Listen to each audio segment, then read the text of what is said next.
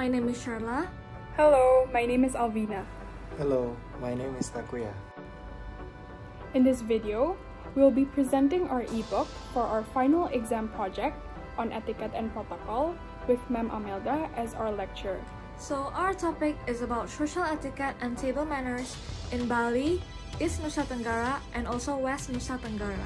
So, let's begin. Today, in this ebook, I would like to present about Bali. Bali is a province of Indonesia located at the western part of Sunda Island. To be precise, the island is located in between East Java and western part of Lombok. Bali is the only province in Indonesia that holds a Hindu majority province in Muslim majority Indonesia. Based on my researches, I have also found that 89.91% of the population in Bali holds the religion of Hinduism. The capital city of Bali is Denpasar. Bali is also considered Indonesia's main tourist destination as it contributes the most in the tourism sector of Indonesia GDP or gross domestic product. This means that Bali contributes the revenue in the tourism sector of Indonesia. Bali is renowned for its highly developed arts including traditional and modern dances. Besides from that, it is famous for its sculpture, painting, leather, metalworking, and music. This is how the Balinese dress. The Balinese will wear adat lengkap when there is a ceremony in a temple or homes to pray. The men will wear udang, white shirt for praying, and saput. And the woman will wear kebaya, kamben to replace the pants, and selendang. Here are the do's and don'ts in Bali. The first do is dress appropriately. We must dress appropriately according to the occasions, especially when we enter the temple area. The temple area is a really spiritual area in Bali. To tolerate others, we must wear the Balinese traditional clothing. If we don't have the Balinese traditional clothing, they usually rent the Balinese traditional clothing in front of the temples. The second do is barter with compassion. This means that in traditional markets, we can negotiate the price to a lower price than the price that the marketer asks. But it is important that we must not be an obnoxious tourist because a buck that we save can save a meal for a certain household. So please do barter with compassion because the marketers also have a family to live with. The third one is learn some Balinese. I would teach you guys 3 important Balinese phrases. The first one is Om Swastiastu. Om Swastiastu is used to greet others. The second one is Seksema. Seksema means thank you. And the third one is Ampura. Ampura means sorry. By learning these 3 Balinese phrases, you would go far and the Balinese would respect you as a tourist. The fourth one is leave donation to the temple. The temple always have a donation box. This box is usually called Dana Punya. And this box will compile all of our donations in order to make the temple a better place and a more clean place for the tourists to visit. And the last do is explore the Balinese cuisine. You are in Bali. Please do explore the Balinese cuisine. Don't expect Western standards or don't eat Western foods. Please do explore our Balinese cuisine because we have a lot of delicious cuisines such as ayam betutu, babi guling, and a lot more cuisines to explore. The next part is the don'ts in Bali. The first one is don't litter everywhere, or especially litter on beaches. It is very miserable for me as a Balinese to see the beaches are really contaminated with rubbish everywhere. It is very important to throw our rubbish in the rubbish bin and don't litter on the beaches of Bali. The second one is don't expect Western standards. As I said before, this is Bali, so please do not expect Western standards, as Balinese do have their own standards as well. The third one is don't rent a bike if unfamiliar. This means that if we don't really know how to operate a bike well, then please do not rent a bike. We can always use the local taxis or other vehicles, because if we are unfamiliar with the bike and if we rent them, we might be disturbing for the other people that drive in Bali. And the fourth one is don't trip on a canang. You might be asking, what is a canang? A canang is a Hinduism traditional offering that usually we put it on the floor. So when tourists don't know about this, they usually step on it. Please do not step on it and try to avoid stepping on it, because it is a very important offering to the god of Hinduism. And the last one is don't touch people's heads. Even though if you are doing it with a friend or the context is just joking, but please do not touch people's head, especially Balinese, because touching people's head is considered very rude in Bali, and there's a term for it. It is called tulah. East Nusa Tenggara. East Nusa Tenggara, or NTT, Nusa Tenggara Timur, is a province in the eastern part of the Nusa Tenggara Islands in Indonesia. In fact, East Nusa Tenggara is the southernmost province of Indonesia with a population of approximately 5.326 million people. It comprises islands in the eastern portion of the Lesser Sunda Islands group, with the three major ones being Flores, Sumba, and Timor. The capital city of East Nusa Tenggara is Kupang, which is the largest city on Timor Island. Unlike other areas in Indonesia where majority of the people are Muslims, in East Nusa Tenggara, most of the residents there are Christian, whereas Muslim form the largest minority. There are a lot of attractions in East Nusa Tenggara, but the most popular ones would be Labuan Bajo, Komodo National Park, and Mount Kelimutu. How they dress. These are just some examples of traditional clothing you can find in NTT. The first one is Rote traditional clothing.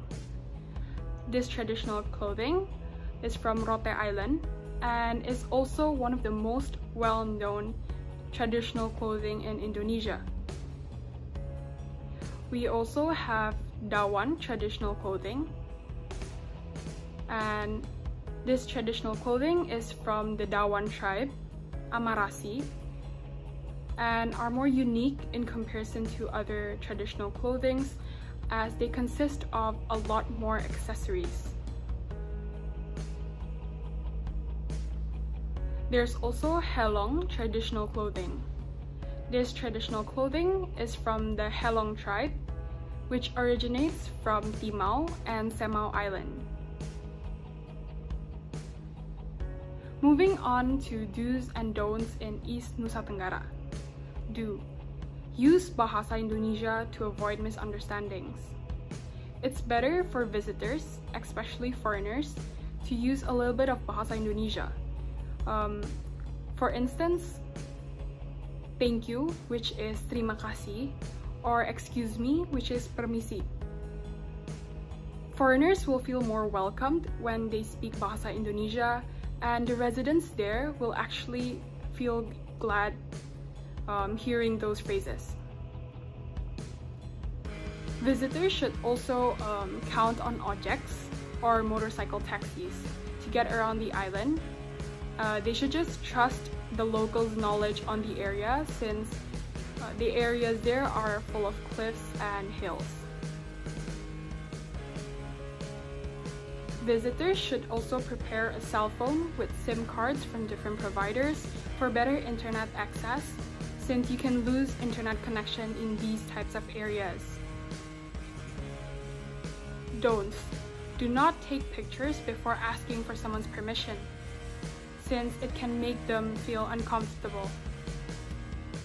You should also not litter, since you shouldn't harm the environment of East Nusa Tenggara. Visitors should not swear or touch other people's head, since it's rude and these are just basic manners. Next, I will be explaining about West Nusa Tenggara. So West Nusa Tenggara or Nusa Tenggara Barat is a province in the western part of the Nusa Tenggara Islands in Indonesia. The capital city of this province is the city of Mataram on Lombok, and it is also the largest city of the province. This province has several cities and districts which of course have their respective cultural diversity and customs. And also this province has two of the largest islands. In the west there is Lombok, and in the east there is the island of Sumbawa. The majority of tribes in this province are the Sasak tribe from Lombok with a percentage of around 68%, while the Bima people are the Mojo tribe with a percentage of around 14%. Also the Sumbawa tribe with a percentage of about 8%, and various tribes with a percentage of about 10%. People in this province use Indonesian and several local languages as their daily communication languages. The majority of the population of West Nusa Tenggara embraces Islam with a percentage of around 94.75%, and besides that there are Hindus, Buddhists, Protestants, Catholics, and also other religions. Next, how does West Nusa Tenggara's people dress? So West Nusa Tenggara is dominated by two cultures, namely the culture of the Sasak tribe and the Bima tribe. But at the national level, what is often prominent is the culture of the Sasak tribe, including the traditional clothing of the Sasak tribe, which has become an icon of traditional West Nusa Tenggara clothing. So the first one is traditional Sasak clothing. In this day and age, the traditional clothes of the Sasak tribe that we can still find as evidence of their culture are the traditional lambung and pagan clothes. This outfit has its own characteristic features. So we have lambung clothes. This traditional clothing is worn specifically for women when welcoming guests and at traditional ceremonies known as mendakin or nyongkol. So this outfit is black with a V collar shape, sleeveless and decorated with beads at the seam. This outfit is equipped with a scarf with the Raji Ganep pattern on the right or left shoulder. For subordinates, wear a long cloth wrapped around the waist. So this outfit is usually equipped with a variety of accessories such as anklets, round earrings, and chapaka or rose flowers stuck into the hairband. Next is the pagan's clothes. So this traditional clothing is usually worn by men. This clothing is an adaptation of European and Javanese culture that was brought to West Nusa Tenggara in the past. The form of this outfit is a black coat. So as for the subordinates in the picture, he is wearing wairan or cute, which is a jackfruit pattern batik with black pelung cloth. So the second one is the traditional clothing of the Bima Rimpu tribe. This Rimpu traditional clothing comes from the Bima tribe. So there is Rimpu Tili and Rimpu Cholo. This Rimpu has their each functions. So the Rimpu Tili is especially worn by unmarried women, so this clothing covers the whole body except the eyes. Meanwhile, Rimpu Cholo is for married women, so this garment covers the whole body except the face. Next, the traditional clothing of Bima's men. So the traditional clothing for men, the Bima tribe, is usually they wear a headband made of woven cloth with the name Sambolo. So Sambolo is used with the ends wrapped around the head. So men's clothing top in the form of a long sleeve shirt and a songket sarong called the tembeme. The subordinate clothes are equipped with a scarf as a belt. Next, I will be discussing about the do's and don'ts in West Nusa Tenggara. So for the do's, the first one is to stay friendly and humble. Always smile to prevent situation from getting too tense. So if you are trying to explain something or communicating, so do calmly and with patience.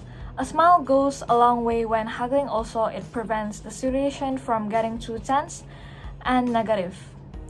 So the second one is to dress up for a wedding. So you may be lucky enough to be invited to a Sasak wedding. These celebrations often go on for days, culminating in Nyongkolan, where the wedding party takes to the streets with music. Both men and women dress in local sarangs and headpieces, and it is a stunning display of local culture. So don't miss out if you get an invite. The third one is bow down with your right hand extended down as you pass a seated group. Because many families and friends sit on the floor for meals and social occasions, it is frowned upon to stand up and walk through the middle of the group or in front of someone. If you must pass, try and walk around the backs of people, or if you're feeling that, bow down with your right arm extended down as you pass as a sign of respect. For the don'ts, the first one is don't dress too freely. Cover up when not at the beach because it's a primarily Muslim island. So Lombok, as we know, is a primarily Muslim island. Although fairly liberal in their views, it will be wise to keep the bikinis and the trunks to the beach and cover up when walking on the street. When visiting a local village or going further out of the main tourist spots, take a sarong so you can cover shoulders or knees as a sign of respect. The second one is don't talk too loud. Being the warm, welcoming community it is, acting respectfully really goes a long way here. So it's easy, don't be too loud and everyone will be happy. The third one is to eat or drink in public during Ramadan. Many of the local population will be fasting during daylight hours for the whole month of Ramadan. So local warungs will close during the day, but there will be still some tourist restaurants serving, usually with closed blinds. As a sign of respect, try and eat and drink indoors or out of plain sight. Greeting etiquette. When meeting someone in Indonesia, it is important to first, stand up. Second, look at them in the eye. Third, smile. Fourth, offer a handshake. Fifth, call people by their titles. There are many different greetings around the world, and one may differ slightly to another due to a culture difference. And I would explain the greeting etiquette in Bali. Greeting etiquette in Bali. Greet people with Om Swastiastu as the common Hindu greeting. Second one is always join your hands when saying the phrase Om Swastiastu. The third one is kindly bend down a bit when greeting others that are older than us. The fourth one is learn basic phrases such as Saksamo, which means thank you. The fifth is always use the right hand for handshakes, because if we use the left hand, it is considered rude for people in Bali. One shouldn't point finger at another because it is considered rude as well. And the last one is, even though in certain countries, smiling often would be considered a bit bizarre, it is a common thing in Bali to smile all the time. Greeting etiquette in NTT. There are 3 different types of greeting etiquette in NTT. The first one is hengedo, which is a nose-to-nose greeting. It's a traditional method of greeting to show respect, and it means that there is no fight between one another. Hengedo is actually a tradition in Sumba. The second one is hularwayer. It's a ritual that a community does when they receive guests who visit NTT. And according to local beliefs, this ritual is held so that the guests who come to NTT is free from danger while being in NTT. People in NTT would always bring ole-ole when they visit someone, and they would also give ole-ole to people who visit them. It is a way to show respect towards one another. And an example would be bringing betel nut as an offering when visiting someone. The next one is the greeting etiquettes in West Nusa Tenggara. So the first one is to don't expect to be greeted in the usual ways such as good morning or good afternoon. Instead, the natives usually ask how are you or how is your family when they greet you. This is a polite greeting and you can smile back and simply say hello. The most common greetings used by speakers Sasak language is Assalamualaikum and sometimes use greeting perfect such as Assalamualaikum warahmatullahi wabarakatuh. Saying this greeting is clearly an Islamic influence because the people in this village belong to a very strong holding Islamic principles in daily life. Then they will greet you with a greeting Assalamualaikum when meeting each other or about to visit, and will say goodbye using Sasak language such as Tiang pamit or Tunas pamit. Then close again by saying Assalamualaikum. Dress etiquette. Dress etiquette refers to knowing what is appropriate to wear for certain occasions. In these three regions, Bali, NTT, and NTB, or just Indonesia as a whole, it is always best to dress conservatively. Modest dress sense should be adopted as respect towards Muslims and their values, especially since they dominate majority of Indonesia. Modest dress sense should also be adopted, mainly by women. Women should wear a shirt that covers their shoulder and lower body garment that reaches the knees. And this is particularly important when visiting villages or cultural objects. Business etiquette.